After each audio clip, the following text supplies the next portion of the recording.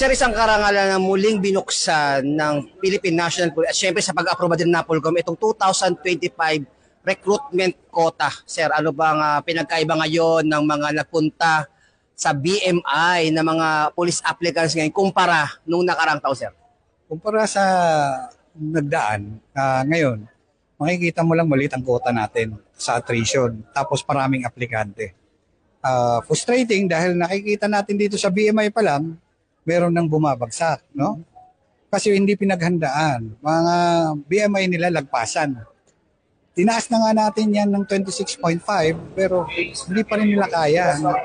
Maabot pa rin sila ng 27, 28. So useless ang application ng isang bata kung hindi pinaghahandaan na dapat isang taon pa lang bago ang application, nagbawas ka na.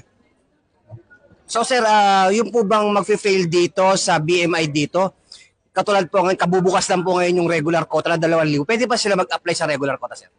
Pwede silang mag-apply sa regular quota. Ang problema mo, kung halimbawa sa BMI mo, ang result mo is 28 or 29, ang passing natin is 26.5. Alam mo ba kung ilang kilo yun? Ang equivalent ng sobrang 2 points? Nasa mga 15 hanggang 18 kilos yun. Sobra pala. Paano yun i-reduce ng isang bata? Di ba? Kasi dapat ang paghahanda, hindi ngayon eh. Ang paghahanda noon pa. Last year, November last year, naghanda na. So sa ating, alam natin kay Sir Delgado, Atty. Delgado, ano ba talaga sir yung pinakamabisang paraan bago sumabak sa PNP recruitment o pag-apply sa police ng paghahanda, sir? Ilang months na dapat sir palagi, sir?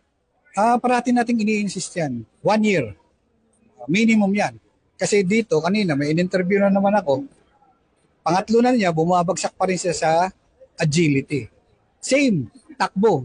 So, useless yan. Kasi sabi ko sa kanya, failed ka na naman sa takbo ngayon. Kasi sigurado ako, hindi nag-practice. Yun ang problema nila. Kasi hindi naghahanda eh. Ang iniisip nila dito, makapasok lang. Nagsiset na makapasok. Hindi nagsiset na i-prepare ang sarili. Doon nagkakaproblema. So sir, meron ba tayong estimated na o-taking ng attrition at saka regular quota o sabay sila? Pipilitin namin isabay. Pero sa attrition, nakatarget kami ng December 19. 19, sir. December 19. So, hopefully, kung kakayanin naman sa proseso natin, dahil maliliit lang naman yung quota natin, depende kasi, although depende sa application, no? Posibleng makuha namin, matap namin by December 19. Ngayon, ang isa pang issue na inaano ko, last year problema natin to. Marami tayong aplikante rito na hindi taga rito sa Metro Manila. Pag tinanong mo, ilang buwan pa lang, tatlong buwan pa lang dito. Tinanong mo, nasa ng Smoky Mountain, hindi alam. Tinanong mo kung saan ang Tondo, hindi alam. Pag naging pulis ka, paano ka pupunta doon? Paano kung doon ka na-assign? Di ba?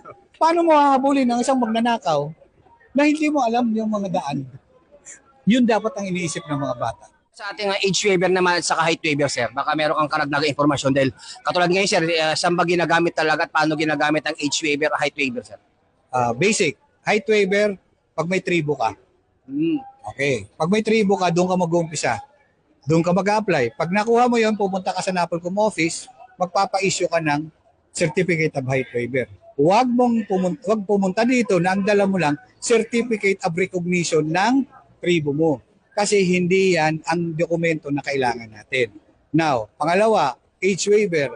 Sa age waiver, kinahanglan may specialization ng isang tao bago ka mag-apply. Anong mga sample siya ng ano? Nung mga 10 years o 15 years ago, nagdadrive ka lang ng bus, Pwede na. pwede na. Ngayon, hindi na yung pwede. Pwede na ngayon kung piloto ka.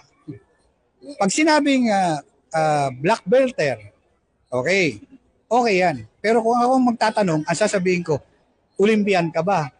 O Asian player ka ba? Pag hindi, useless. Ang daming black belter.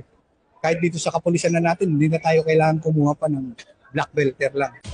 Ako po ang inyong Police News Network Correspondent, Police Chief Master Sergeant Mauricio Bonilla Ruiz, alagad ng batas, tagataguyod ng Balitang Pulis.